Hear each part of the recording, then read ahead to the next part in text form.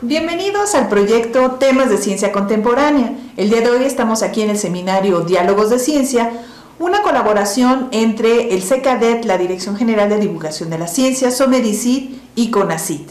El día de hoy estamos aquí en el Instituto de Biotecnología en Cuernavaca, Morelos, que es parte del campus que forma parte de todas las investigaciones que realiza la UNAM. El día de hoy nos acompaña el doctor Enrique Rudiño para platicarnos precisamente acerca del trabajo en genética que se realiza en esta dependencia.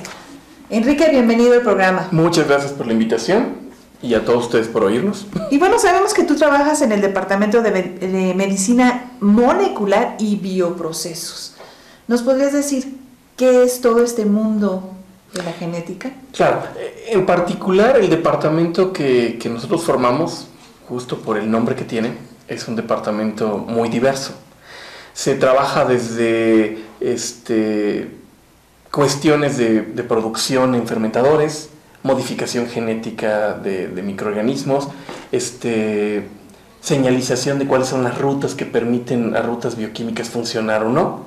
Y dentro de todas esas cosas, soy responsable del laboratorio de bioquímica estructural. ¿Qué es lo que hacemos en bioquímica estructural?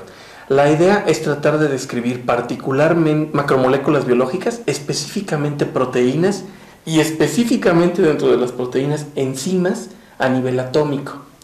Para poder hacer eso, lo que básicamente trabajamos es purificar muchas proteínas, la gran mayoría de ellas que tengan un centro metálico, porque nos interesan particularmente un tipo de reacciones que se llaman redox, purificarlas, cristalizarlas, utilizar de difracción de rayos X y describir a nivel atómico cómo se encuentran todos los átomos que forman parte de estas moléculas.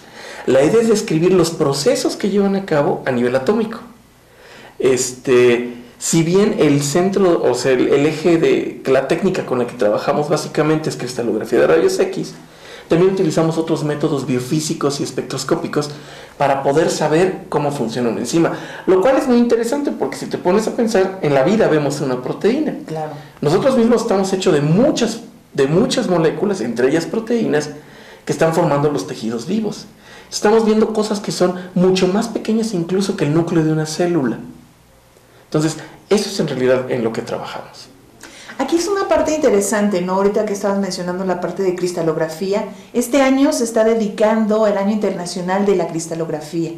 Y como tú dices, pues muchas veces no podemos ver estas proteínas, pero a nivel molecular y a través de las diferentes herramientas y tecnologías, pues nos permite, ¿no? Muchos de los chicos seguramente han podido ver cristales de ADN, ¿no? Cuando el ADN dices, pues difícilmente lo puedo ver porque pues, no me lo puedo sacar de esta célula que tengo. ¿Cómo está el proceso, toda la técnica que ustedes siguen para poder ver estos proteínas, estas moléculas? Mira, tiene razón, es muy importante. Este año, como tú bien lo dices, se cumple un aniversario más y es declarado por la UNESCO el Año Internacional de la Cristalografía. Hay muchos eventos a nivel mundial. Para darnos una idea, la cristalografía es el responsable del 86% de las estructuras tridimensionales de proteínas que conocemos como humanidad. La semana pasada, como logro de humanidad, se llegó a la cifra de 100.000 estructuras determinadas. ¿Cómo está Latinoamérica en ese asunto? En Latinoamérica, todo el subcontinente, hemos producido de manera general 800 de esas 100.000. Y 80 de esas 800, es decir, una de cada 10, las hemos determinado en el Instituto de Biotecnología de la UNAM.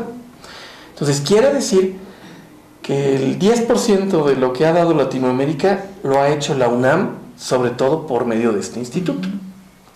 ¿Cómo se hace? En realidad, pues se utilizan varios equipos para poder purificar las proteínas a lo que llamamos homogeneidad.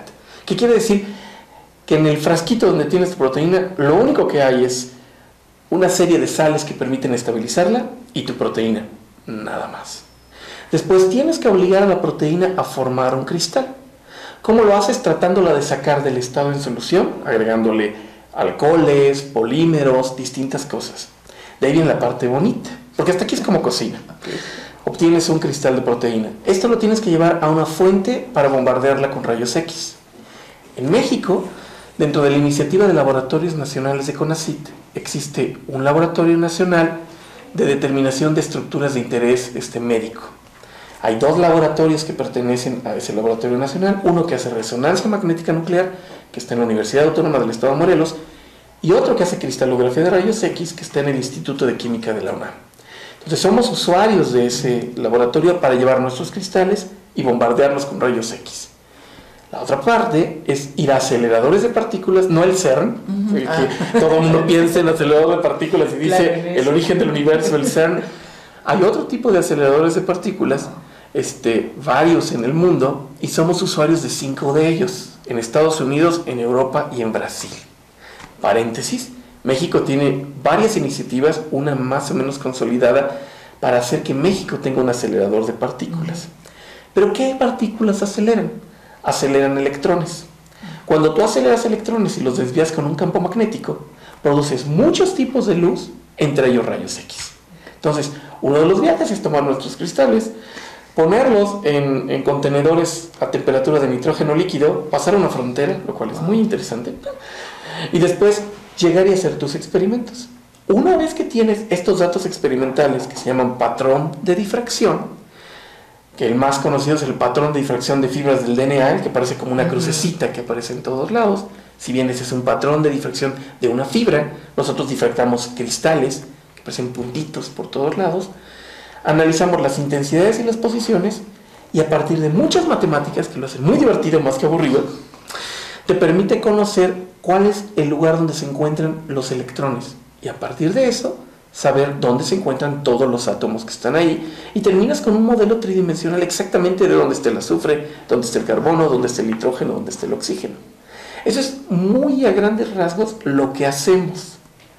Entonces, precisamente el conocer a nivel molecular a estas proteínas ya como que te da como su foto, ¿no? Que ya puedas trabajar con ella y manipularla en algunos casos, ¿no? De hecho, por ejemplo, si bien nosotros trabajamos específicamente con enzimas que sufren procesos de oxidación o reducción porque tienen metales, y paréntesis, la propuesta o la predicción es que el 20% de todas las proteínas tienen un metal en algún lado para hacer alguna función química. Tal vez fuera de eso, que es lo que trabajamos, tal vez 2 de los ejemplos en que la mayoría de la gente somos usuarios sin darnos cuenta de la cristalografía son 2. Uno que va a sonar muy raro, que es los detergentes biológicos, y el otro es muchos medicamentos de última generación.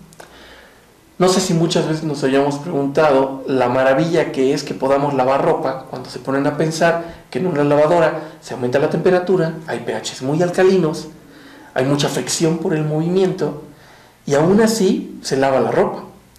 Una de las cosas que se utiliza son los ingredientes biológicos, que son enzimas, las cuales fueron modificadas para funcionar en estas condiciones, basadas en estudios cristalográficos. Entonces, eso fue un desarrollo de los 80s o 90s. Otro, por ejemplo, medicinas de última generación. Está muy de moda hablar de influenza. Cuando tú hablas de influenza, pues normalmente los medicamentos que tenemos para contender, Relenza o Tamiflu, pues realmente fueron desarrollados por estudios de cristalografía de la enzima blanco de estos fármacos, que es la neuroaminidasa. Cuando hablamos de epidemias de influenza, siempre hablamos de H's y N's, H1N1. Sí. H es por hemaglutinina, N es por neuroaminidasa. H, por ejemplo, en este mismo instituto hay otro grupo que han trabajado con vacunas, y el blanco es la hemaglutinina. Lo que se ha hecho desde el punto de vista cristalográfico es que la neuroaminidasa, que es responsable del proceso de liberación de los virus hacia la segunda etapa de infección, para evitar que se queden pegados, tienen que cortar un azúcar de las células humanas que se llama ¡ay! ¡Qué feo! Ácido ciálico. Lapsos para que vean que a todos les pasa. Ácido ciálico. Entonces, si no se cortan, los virus nuevos se quedan pegados alrededor de la primera célula. Entonces tienen que cortarlos para continuar con la infección. ¿Qué hacen todos los fármacos que existen para evitar la propagación de la infección de influenza? Es evitar que la neuroaminidasa pueda romper eso. Entonces se quedan pegados. Entonces, también el desarrollo de los fármacos se hizo por estudios purificando a la neuroaminidasa de las fuentes virales cristalizándola, y una vez que se tenía cristalizada, viendo distintas moléculas que se creía que potencialmente se podían unir, cómo se pegaban. Una vez que se veía, se hacía un reanálisis, se decía, mira, allá a un lado hay un aminoácido que podía ser atrapado también compensándole una carga con la molécula, y se hacía la molécula más grande o más pequeña. Una vez que se hizo el diseño a nivel molecular, se empezaron a hacer los estudios biológicos. Y como ese, hay muchas otras aplicaciones de la cristalografía fuera del área biológica. Por ejemplo, diseños de aleaciones para saber cómo vas a hacerle el ala de un avión, se hacen por cristalografía para poderlo sacar. Entonces, es muchísima la aplicación que puede tener la cristalografía. Y si bien México es un país que tiene muchos grupos que trabajan con cristalografía de polímeros o de moléculas inorgánicas o de complejos organometálicos, hay no más de 6 que trabajan con cristalografía de compuestos biológicos, particularmente proteínas. Claro. Oye, en este caso sabemos que el Instituto de Biotecnología siempre también se ha caracterizado por ser pionero, en el caso del trabajo que realiza el doctor Alejandro Lagón y el grupo, ¿no?, del doctor Posani con venenos y demás.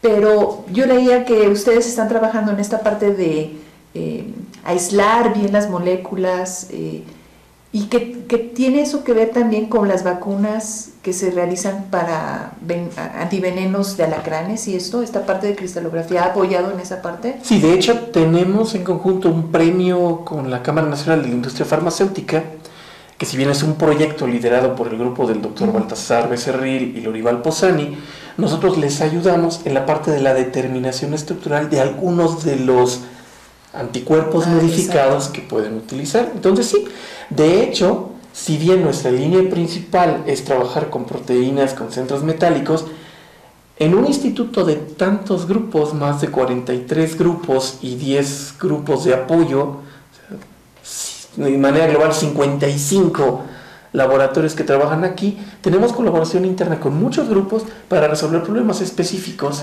de determinación estructural. Y obviamente ahí es un ganar-ganar, porque a nosotros aplicamos la misma metodología que utilizamos normalmente y a ellos les permitimos decir, ¿tú creías que tal aminoácido tenía que ver? Solo te digo que sí, y aparte este otro. Entonces, ¿quieres modificarlo de alguna manera? Yo te diría que intentes de este lado o de este otro. Entonces, si ayudamos a dirigir en cuanto a las colaboraciones internas y a nivel nacional e internacional que también hacemos para ayudar a esto, es tanto como... Es difícil porque cuando pensamos que todo en la vida lo definimos con lo que vemos, somos muy visuales, pues es decir, ¿cómo voy a mover tu tableta? Sé que la tableta está ahí y agarro mis manos y las muevo de esta manera. Pero es muy interesante cuando no sabes ni siquiera de qué forma es la tableta. Entonces, nosotros lo que decimos es, ¿cómo es la tableta? Para poder diseñar qué es lo que la va a poder tocar o modificar o alterar. Lo que es también muy impresionante y a mí nunca me ha dejado de maravillar es una pregunta muy interesante. Con lo que trabajamos en mi laboratorio, que al momento somos entre 15 y 20 personas que vamos cambiando, es muy dinámica la composición del grupo, es que trabajamos con cosas que en realidad nunca vemos directamente. Claro. Entonces es muy interesante, pero saber que las premisas o los conocimientos que generamos cuando los volvemos a regresar al laboratorio y volvemos a generar una estructura, nos damos cuenta que sí las habíamos visto, que están modificando el campo con el que trabajamos. Ahí, por ejemplo, el año pasado, CONACYT, dentro de sus convenios de apoyos a infraestructura, nos dio un donativo muy grande para particularmente tener un robot para generar cristales. Hasta antes del año pasado, todos los logros del laboratorio habían sido haciendo los experimentos a mano. Wow. A partir de este año se hacen con un robot, lo cual multiplica más o menos entre 5 y 10 veces la capacidad de generar cristales. Entonces, lo bonito para un biólogo estructural, que es como nos definimos los que trabajamos con proteínas en difracción de rayos X en particular, para resolver problemas biológicos y fisiológicos importantes, es tener más cantidad de cristales para poder develar la película. Claro. ¿A qué voy con la película? La cristalografía toma fotos, te dice cómo se encontraba una molécula en un estado particular. Lo que tenemos que tener es muchas fotos para tratar de ver cómo era la película del funcionamiento. Más cristales, más descripción a nivel fino de lo que podemos hacer. Claro, y sobre todo esta parte que tú bien dices, ¿no? La colaboración que tienen con otras dependencias o dentro de la misma dependencia, ¿no? Porque supongamos para los chicos, tú ahorita bien decías, pues mi equipo no solamente está conformado por los investigadores, sino también por los investigadores de otros departamentos, pero también tienes estudiantes y estás formando a gente, Sí. ¿no? Y que eso es una parte importante, como tú dices, el desarrollo en Latinoamérica no está tan avanzado como en otros lugares, pero ustedes están siendo pioneros para preparar a esa gente. Tienes toda la razón, o sea, más o menos la mitad de la gente que está trabajando en el grupo, que para mí es el mismo grupo de trabajo, solo que están en un momento de su vida diferente. Claro. Tenemos desde estudiantes de servicio social, pasando por de tesis de licenciatura y de posgrado, pero siempre tenemos 2 a 5 chicos que vienen porque les gusta. Hemos tenido chicos desde preparatoria que dicen, ¿podemos ir a su laboratorio a trabajar? Por supuesto. Es lo más interesante, ni siquiera hay un beneficio directo, que sea la obtención de la liberación de su servicio o algo, y ahí están trabajando. También te tengo que decir un comercial. Somos muy exitosos para que los chicos que entran ahí terminan al menos en la tesis de licenciatura y muchos de ellos más adelante. Entonces sí, yo creo que esta es una parte fundamental. Al hacer ciencia que no se ha desarrollado por diversas razones en el país, uno tiene una obligación también social.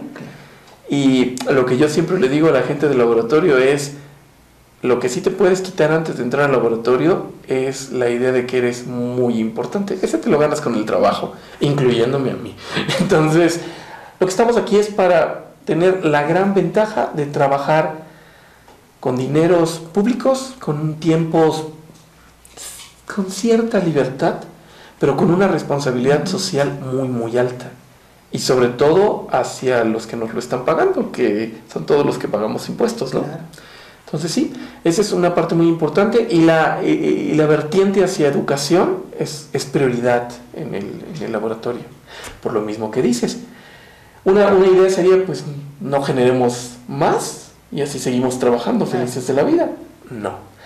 Hasta este momento tenemos 3 doctores que ya están trabajando en distintas dependencias de la UNAM, ahorita en cuestiones de estancias postdoctorales, pero espero que vayan avanzando más, y la idea es generar un nuevo grupo, y de aquí a 15 años no digamos que tenemos 80 estructuras, sino que tenemos 800 solamente en México. Claro. Entonces, obviamente esa es la idea. Perfecto. Pues Enrique, te agradecemos mucho la plática del día de hoy. Ojalá podamos visitarte en tu laboratorio, que nos enseñes a los cristales a todo color. Por supuesto, tienen toda la invitación para hacerlo, y también a cualquier otra persona que quiera hacerlo, contáctenos y con mucho gusto. ¿Podrías decir la dirección? Porque también sabemos que luego hacen eventos de puertas abiertas, ¿no? Entonces, para que estén comunicándose y bueno, en el momento que vean esto, ver si les toca la fortuna de tener un evento, ¿no? Y poderse registrar y hacer todo lo que necesiten. Nuestro principal vehículo para comunicarnos tanto con la comunidad interna como externa es nuestra página de internet, que es www.ibt.unam.mx.